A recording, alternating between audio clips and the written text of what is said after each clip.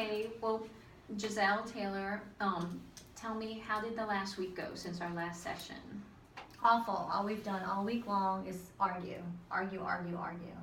Well, could you show me? Could you like kind of let me know what type of argument it was, and also kind of show me like, well, what do you do in a typical argument, especially this particular one? Well, Taylor doesn't understand that I'm the mother. And she is the child living under my roof. And what I say goes. It's always push the envelope, push the envelope, push the envelope. Well, instead of telling me, I want you to kind of turn towards each other and sort of show me this argument that you're having right now and what you're upset about currently with Taylor. How we fight? Right. I'd like to see like how the fight. Yes. Taylor, you can go to the football game tonight, but I expect you to be home at 12 o'clock. No later. Okay, so if I'm home at 12 o'clock and all my friends are out, then what do you expect me to be doing? Sitting in my home and reading a book?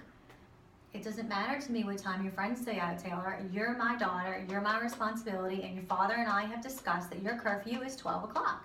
And if you cannot adhere to that, then you don't get to go to the football game at all. Well, you already took my car away. What am I supposed to do?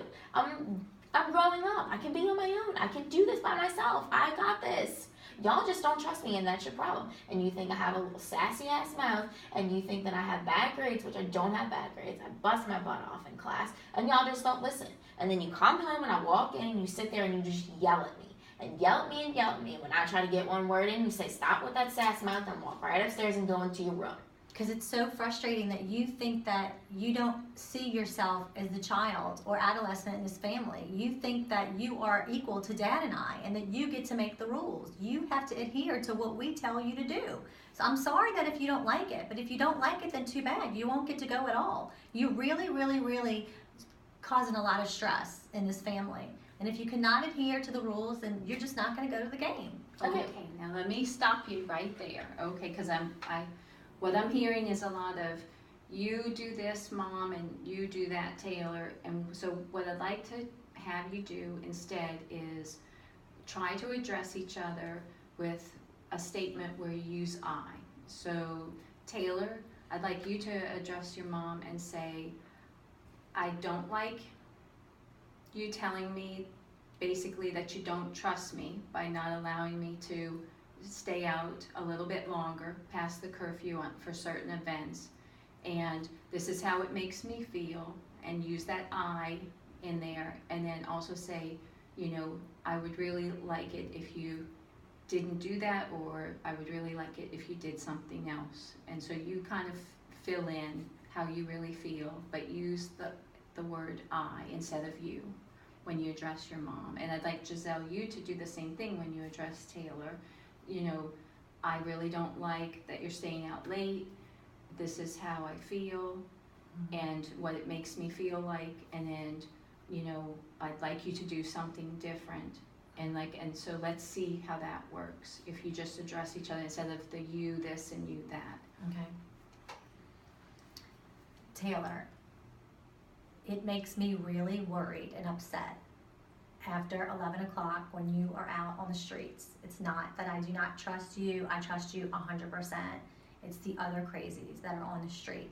And I have to wake up on Saturday to go to the hospital and work, and I need my sleep, and I have a hard time falling asleep until you are in the house. So I feel just really worried when a bunch of children are out on the streets past a certain time. I feel like you're using your sleep as an excuse to be able to make me come home early. An excuse to what? For me having to come home early for curfew. It's not an excuse at all. I need my sleep. And you are only 15, and I feel like a 12 o'clock curfew is late enough. I'm sorry that it frustrates you that the other children or other adolescents can stay out later, but they're a little bit older than you. So I'm happy to speak with your father, and once you get to be a little bit older and extending it.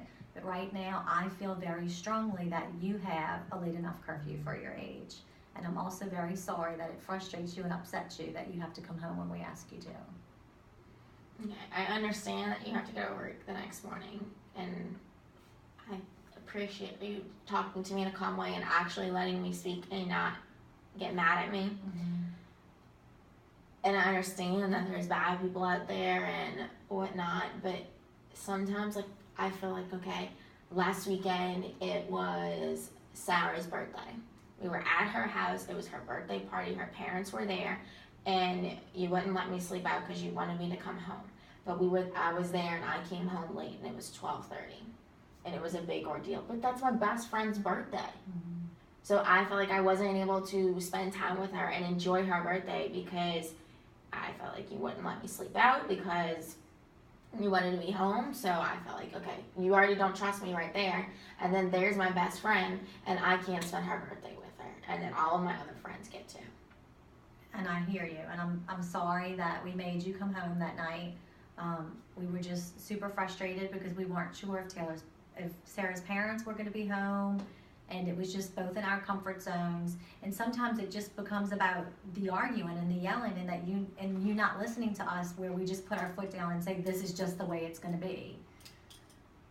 So I feel like maybe if we discuss my weekend plans before the weekend, and then like maybe you and Dad can come up with an agreement. Okay, like this day, because it's something really important event that's happening, I can stay up later, or if it's at one of my friends' house, like I can sleep at their house, and you can call their parents, whatever, to let them know. Okay, To make sure I'm there. I'm okay with that.